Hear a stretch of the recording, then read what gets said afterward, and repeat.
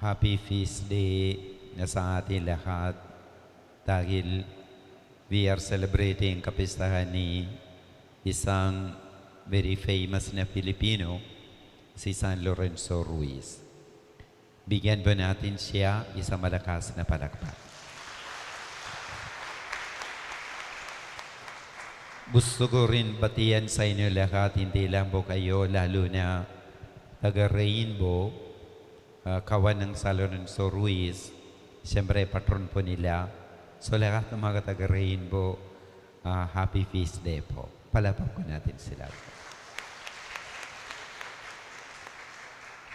Mga kapatid, alam natin ang mga kwento tungkol kay si San Lorenzo Ruiz de Manila. He was born of a Chinese father and a Filipina mother. Mahusay siya sa salitang Mandarin at Tagalog. He was an altar boy. Pwede rin siya patron ng lahat ng mga altar servers. He studied very well. Eventually, naging secretary ng parokya ng Binondo. So, siguro hanggang ngayon nandiyan na sila ang mga dokumento na sinulat ni San Lorenzo Ruiz. Po. He was married to a woman named Rosario and meron silang tatlong anak daw po. Eventually, he was wrongly accused for killing a Spaniard. Siyempre at that time, 16th century, Philippines was under the grip of the Spanish Empire.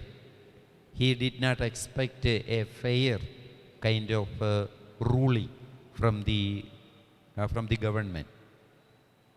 So that is why he escaped to Japan with a group of Dominican missionaries. Ang buhay niya mga kapatid parang from fire to the frying pan. Ganun po ang nangyari. Siguro ang isip ni Lorenzo habang sakay sa barko na pupuntang Japan, he could really be a missionary. Pero kapag dumating na doon, iba pala maghintay para sa kanya, para sa kanila, ang mga misyonero. Japan at that time, even now, very suspicious sila sa ibang mga relihiyon. That is why kapag dumating na sila sa Japan, right away, they were arrested by the shoguns and ilagay nila sa prison, a torturous kind of life po. Kahit they tortured him, upside down, tali nila sa paa, tapos upside down, ilagay nila isang, what you may call it, cut dito sa noon niya, and he was bleeding for 3 days, then he died. Sinabi ni San Lorenzo, kahit 1,000 ang buhay niya, he will never deny Jesus. Mga kapatid, tingin sa buhay ni San Lorenzo at itong ebanghelyo na narinig po natin. Sabihin ng Panginoong Jesus sa atin lahat, kaya ba natin sumunod sa Kanya tulad ni San Lorenzo? Siguro mga kapatid, we may not be able to go as far as Lorenzo went, po. Pero kahit gano'n na sabihin ng Panginoon Yesus sa atin lahat, sana sumunod kayo sa akin. When we follow Jesus, mga kapatid, certain things that we have to keep in mind. That is what we are going to reflect on in the gospel. That is what the Lord told His disciples sa lahat ng mga tao nandiyan sa harapan niya at ngayon sabihin din niya sa atin. Una mga kapatid, sabihin ng Panginoon, there is no security. Sinabi niya, foxes have holes, the birds in the sky, they have nests, pero Son of Man has nowhere to lay his head. There is no security. Somebody volunteered, I will follow you. Okay, you follow me, but I am not going to promise you any security at all. Only my kingdom. That is the promise of the Lord. that kingdom that He will give us in a silver or a golden platter as He did to Lorenzo, pero there is no financial or physical security. Sa buhay ni Lorenzo, there was no financial security. There was no physical security also.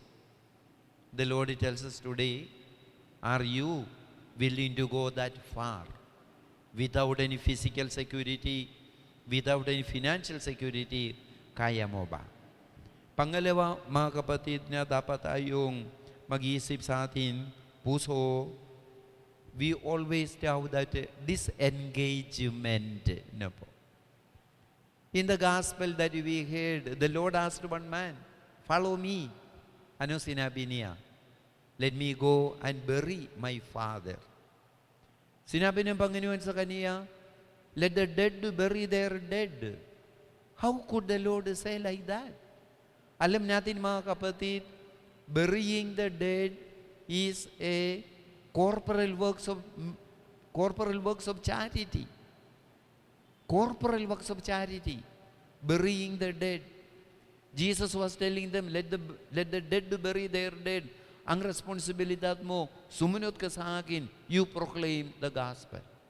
Tingnan niyo mga kapatid, si Lorenzo, he could have, siguro pwede siya matago somewhere in Manila siguro.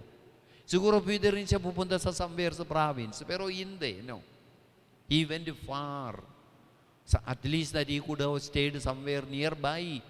Pwede rin siya TNT, po, and continue asikaso sa kanyang family, misis niya at ang mga anak niya. Pero he chose to go far. The Lord is asking us today, can we go that far? Perhaps we may not be able to go that far, mga kapatid. No? You know, every time na pupunta kayo sa meetingan dito sa atin, po, masama kayo sa iba't ibang mga seminar sa diocese, that is what we are doing, po, many times I told you, po, you spend so much time sa simbahan, meeting, etc., etc. That is the way that you are going that far. Burying the dead, asikaso sa bahay. Siyempre, maraming trabaho sa bahay, pero iwan ninyo lahat. Malaki ang inyong gantimpala. So mga kapatid, the Lord is telling us today that security, and you follow me, only my kingdom that I promise. Disengagement nga, we are disengaging, po. Pangatlo, mga kapatid, ay that commitment. When somebody said that I will follow you, then sinabi ng Panginoon, I will follow you, pero let me go and say goodbye to the family. Sinabi ng Panginoon, hindi dapat. Once you put your hand on the plow, don't look back. That is total commitment, mga kapatid. Total commitment. That is what Lorenzo is also teaching us. That is total commitment. Many times that he could have said, he could have saved his life, He could have said, I don't like that Jesus. Pero sinabi niya, kahit 1,000 na life that I have, I will never, ever deny or reject Jesus. So mga kapatid, let us learn from the life of San Lorenzo Ruiz. Let it be a beacon for all of us. May San Lorenzo intercede for us, intercede for our families, and intercede for our country. Amen. Sa ngalan ng Ama, at ang Anak, at ang Espiritu Santo. Amen.